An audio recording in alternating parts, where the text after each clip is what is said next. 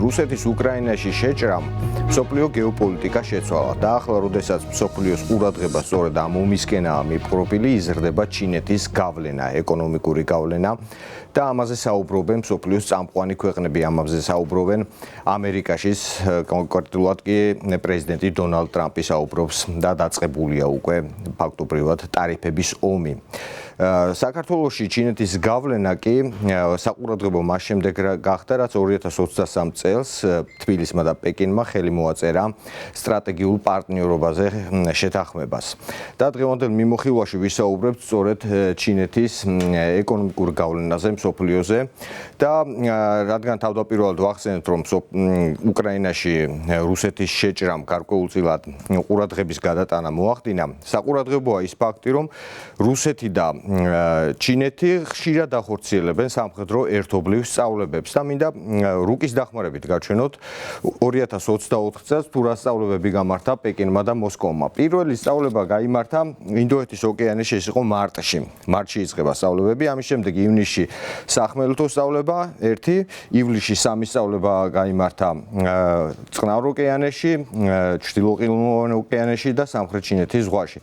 ასევე სექტემბერის დატვირთული იყო სამხედრო სწავლებებით, გაიმართა 3 სამხედრო სწავლება, ოქტომბერში 2 სამხედრო სწავლება გაიმართა, ნოემბერში 1 სამხედრო სწავლება, საავიაციო სწავლება იყო ეს. ამ სწავლებების ზოგად სურათს რომ შევხედავთ, გარკვეული ტენდენცია ჩანს, რომ ეს ყველაფერი ხორციელდება ჩინეთისა და რუსეთის აღმოსავლეთ მიმართულებაზე და მისი ასე ვთქვათ სამიზნე, ასე დაპირისპირების შესაძლო განვითარების მიმართულება არის სწორედ აღმოსავლეთი, საიდანაც წყნარი ოკეანის მიღმა ამერიკის შეერთებული შტატებია. და ეს სწავლებები გაიმართა 2024 წელს და 1 წლით ადრე 2023 წელს საქართველოს და ჩინეთმა ხელი მოაწერა სტრატეგიულ პარტნიორობას და საერთაშორისო გამჭვირვალობა საქართველოს გამოაქვეყნა ერთგვარი ანგარიში თუ როგორ ვითარდებოდა ურთიერთობები პეკინსა და თბილისის შორის და საინტერესოა რომ პირდაპირ უცხოური ინვესტიციები თუ 2003-დან 12 წლამდე 132 მილიონი ამერიკული დოლარი იყო 2013-24 წლებში 5-ჯერ მეტია 1995-2012 წლებში კომპანიები დაარსდა ჩინური 451, ხოლო 2013-24 წლებში 1893. სავაჭრო ბრუნვაც მნიშვნელოვნად გაზრდილი წინა წლებთან შედარებით 2024 წელს ეს არის თითქმის 2 მილიარდი ამერიკული დოლარი.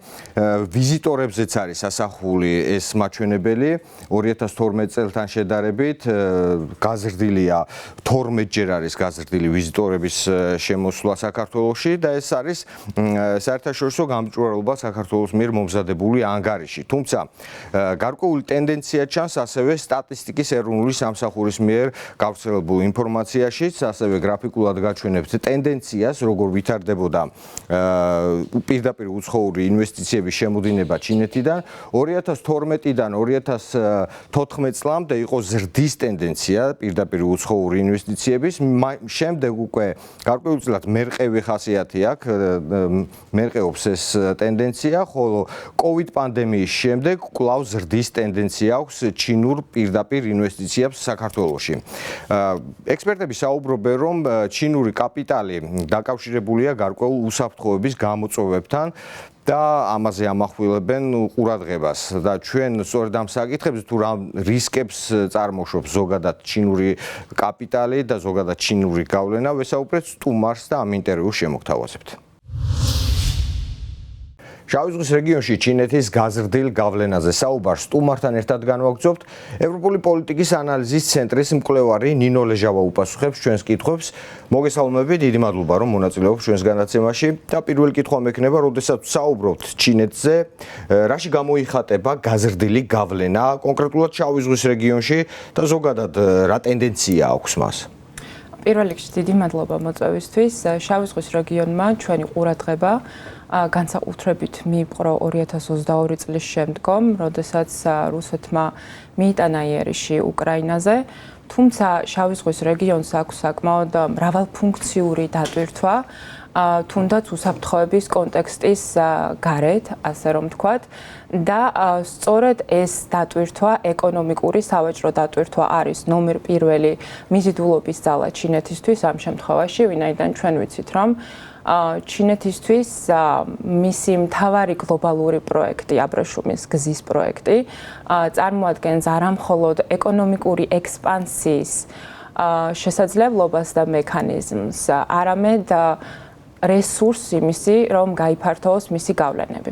შესაბამისად, ბუნებრივია ჩინეთის გააქტიურება ამ კუთხით და ჩინეთის ინტერესი, რაც გამოიხატება მეტწილად ამ ეტაპზე, კვლავაც როგორც ვახსენე, ეკონომიკური ექსპანსიით, იქნება ეს პორტების, სხვა ინფრასტრუქტურული პროექტების განხორციელების კუთხით, თუ ციფრული მიმართულების თანამშრომლობით.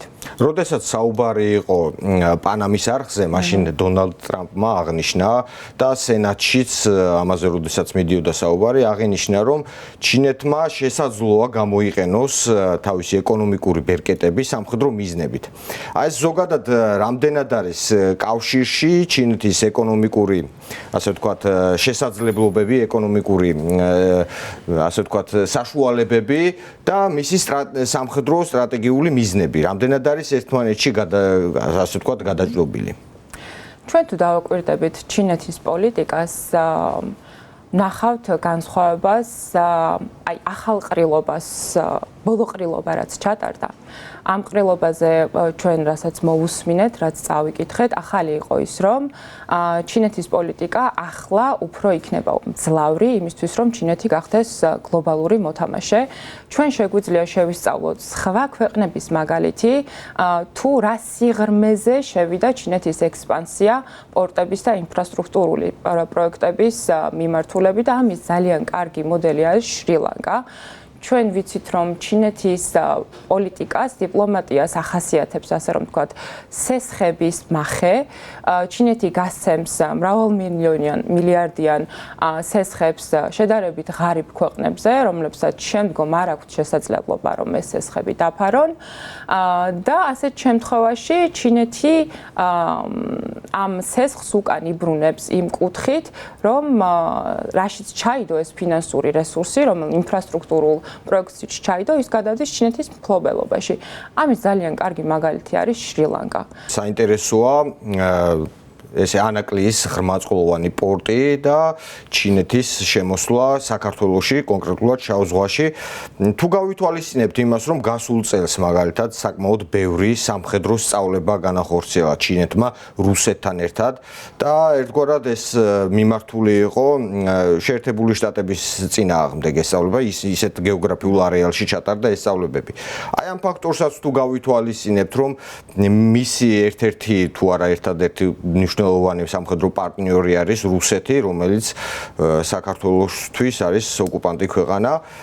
რა საფრთხეებს ქმნის ასეთი საშუალების მიცემა, რომ ჩინეთმა აშენოს პორტი და გამოიყენოს ის საკუთარი მიზნებისთვის, ну, რა თქმა უნდა, გარკვეული პირობების დაცვით. დიდი მადლობა ძალიან საინტერესო შეკითხვისთვის, გიორგი. ჩინეთის წარმომადგენლობითობის ხარისხი საქართველოში საკმაოდ მნიშვნელოვანი და მძლავრი გახდა ბოლო პერიოდში. ამას მოწმობს 2023 წელს გაფორმებული სტრატეგიული შეთანხმება, სტრატეგიული პარტნიორობა ჩვენ შორის. ამას მოწმობს ასევე ის, რომ შავი ზღვის აუზში საქართველო არის ერთადერთი ქვეყანა, რომელთანაც ჩინეთს გაფორმებული აქვს თავისუფალი ვაჭრობის ხელშეკრულება და ახლა მოლდოვასთან მიდის ამაზე მოლაპარაკებები.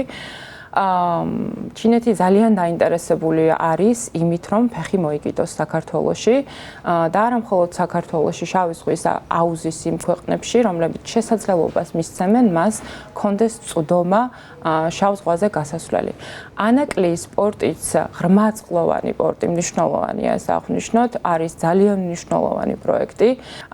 ეს ყველაფერი მნიშვნელოვანია არა მხოლოდ უსაფრთხოების გადმოსახედიდან და არა მხოლოდ სავაჭრო ურთიერთობების განვითარების კუთხით, არამედ თქვენ როგორც ახსენეთ, რუსეთთან ჩინეთის ახლო ურთიერთობების კუთხით. ასევე მნიშვნელოვანია გავითვალისწინოთ, რომ ანაკლიის პორტიდან 40 კილომეტრში უკვე რუსეთი მუშაობს ოჩამჩირეში მისი სამხედრო საზღვაო ბაზის მშენებლობაზე.